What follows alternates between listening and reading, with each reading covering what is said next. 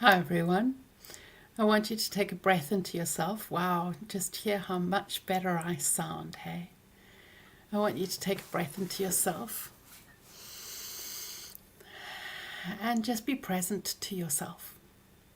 For those of you who've been on the Tame the Triggers workshop journey with me for the last week or two, you would have come across just so many things. And for those of you who've been in my world for a while, you will have seen a whole, a lot of me sharing about how the past impacts us and just how little emotional education we get in our lives.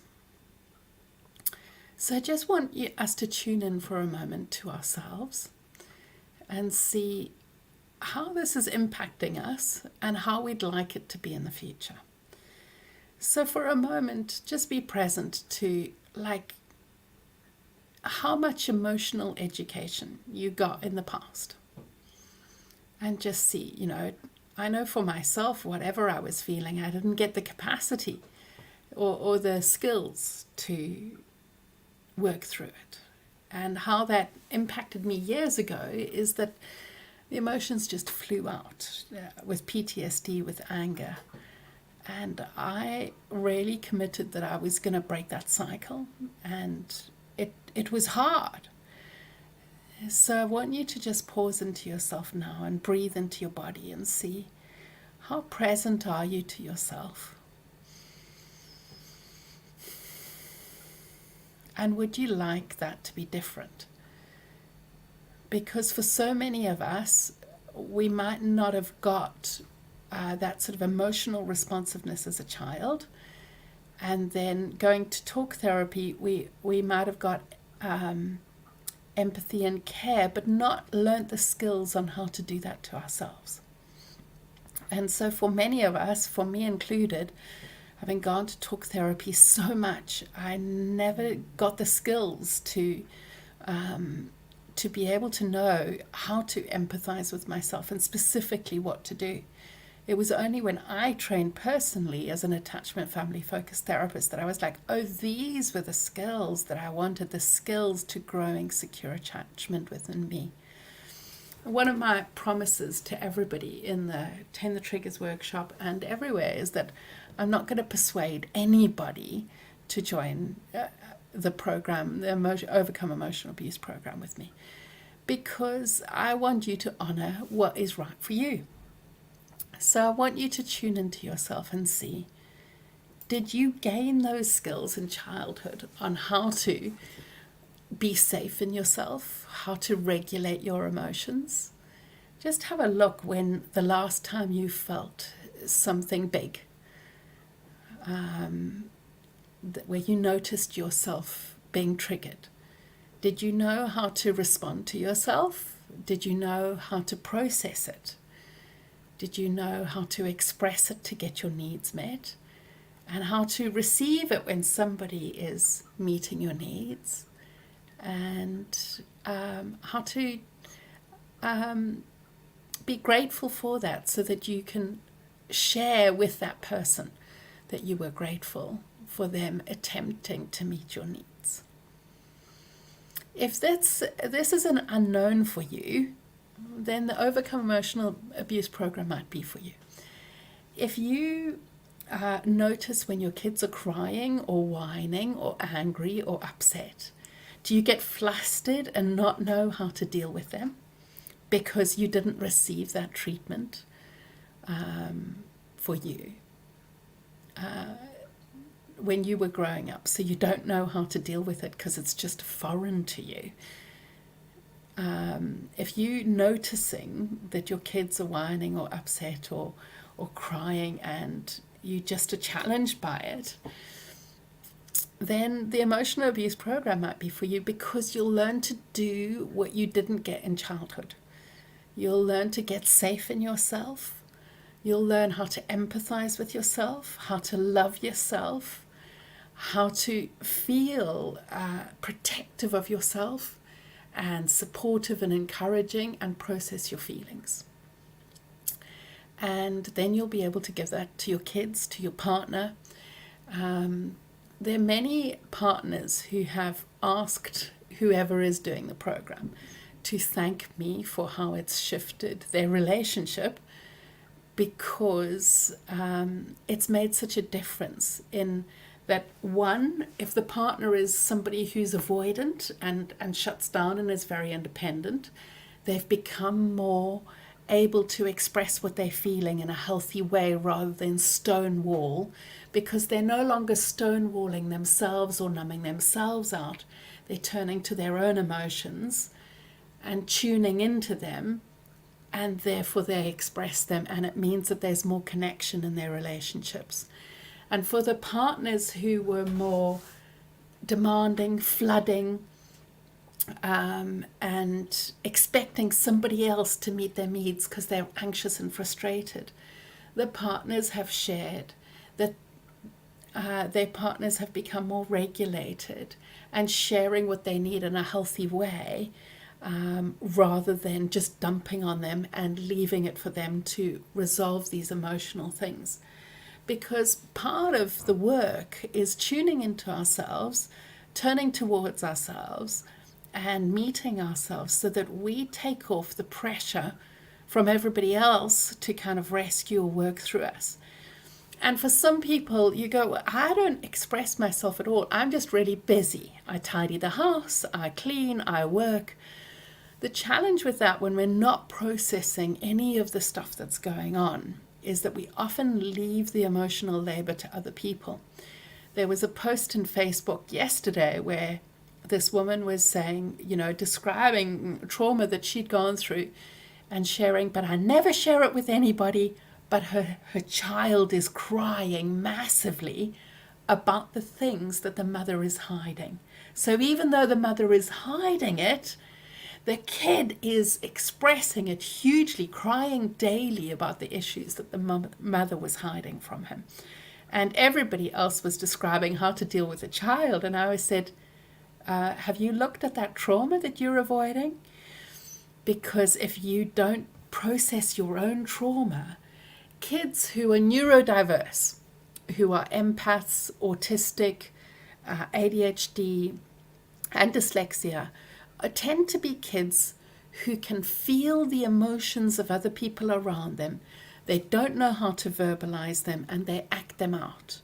So as parents of especially neurodiverse kids, we need to be processing our own emotions, because those kids are like spidery senses, and they can feel and absorb all the emotions that nobody's picking up around them, and they act them out.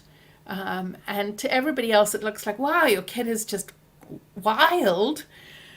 But what's really going on is all the things that we don't express, our kids are expressing. And I was like that as a kid. And when our family went to family therapy, the therapist said that I was like this. I was doing all the emotional labor of the whole family, and everybody else was trying to be smiley and happy. And I was just exhausted and emotional and working through all the emotions of everybody else that nobody else would work through. And it was exhausting. And now I have no contact with my family because it's just too challenging to be around a whole bunch of people who don't process anything. And then I am left to process it because I can feel it in the room and as part of me. So I want you to tune into you and see if this is something that is valid, important, and that you want to do for yourself, that you are determined that you want to break the cycle of where you repress yourself, you take out what you're feeling, you numb what you're feeling, you turn to addiction or busyness or shopping or cleaning to avoid your feelings. And now is the time to learn the skills to tune into you, to love you, to cherish you, to care for you. I just did a call with Chris, who is a therapist who is in my program. And she, sadly, the echo was just awful for some reason. So people couldn't quite fully hear her. But she described how when she started the program, She couldn't say no. She said yes to everybody, and yes to everybody in her family, but then flooded her friends all the time with what was upsetting her and her family because she never felt safe. I remember once saying to her, "Why don't you tell your mum what you feel?" And she's like, "What? If you knew my mum, you wouldn't even suggest that." And now she's able to just calmly and kindly say, "Oh no, that doesn't work for me. I'm going to choose me and honor what's right for me, thanks." And it's just incredible to see the shifts in her, where she's able to love herself. When she came to the program, she was really hard wall around her. And now she's just soft and warm. And it's just incredible to see the difference in her, because she now can trust herself and trust others because she's let us in. And she said that it's just the most loving place where everybody is loved for who they are and accepted for who they are. And because of that, it's woven self-acceptance into her. And that self-acceptance has changed everything, because she now, and it isn't just an overnight fix. She didn't just go, "Oh yeah, I'm here now. Now I can just stand up for myself." She'd try to stand up for herself. It would go wrong. She would crawl in a shell. She'd try again. And she'd come back until finally she found her voice of being able to say, "Hey, this is how I'm feeling, and this is what I need," and it went well. So that's what we look at in the Overcome Emotional Abuse program, is going through the steps of how to express ourselves, or going through the steps of how to get safe, how to self-empathize, how to love ourselves, how to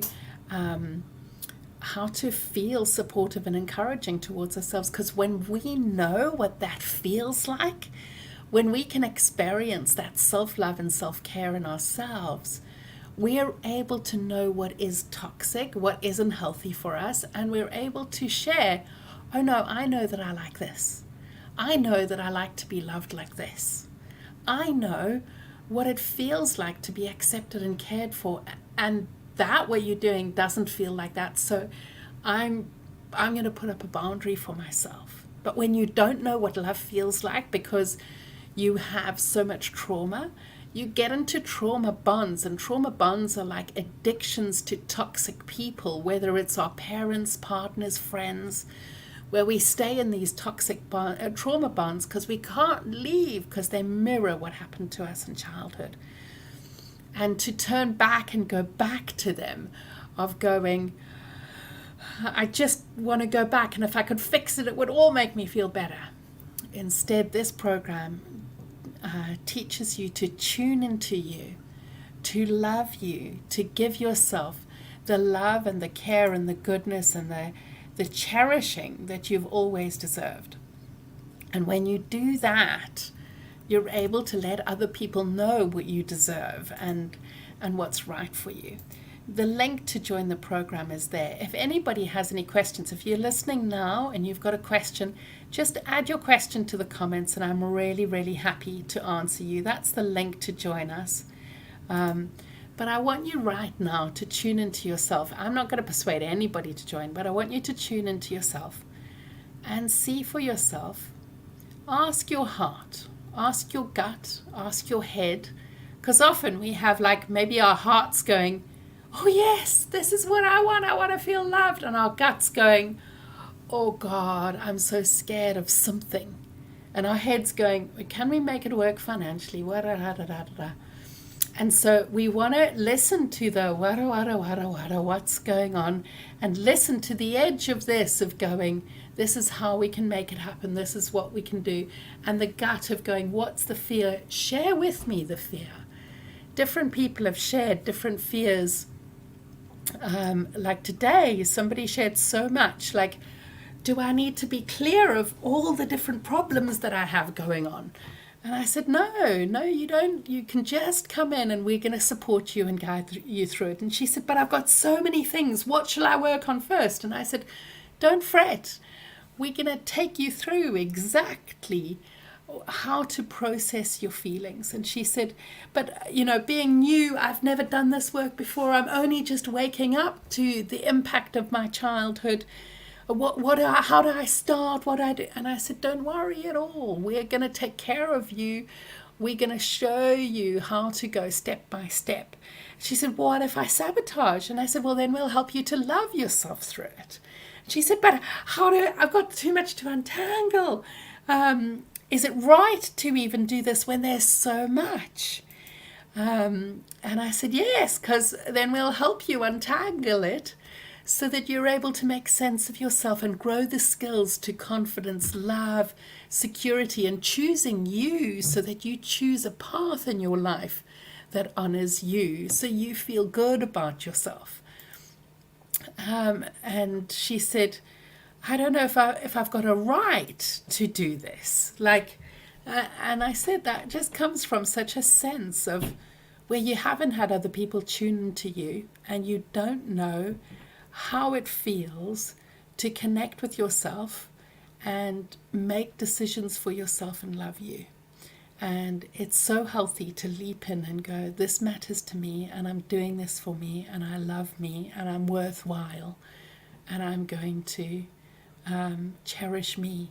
Because every one of you who listen to this now or listen to this in the replay, you are so, so worthy of being loved and cherished and cared for. That's the link to the program. We would love to have you.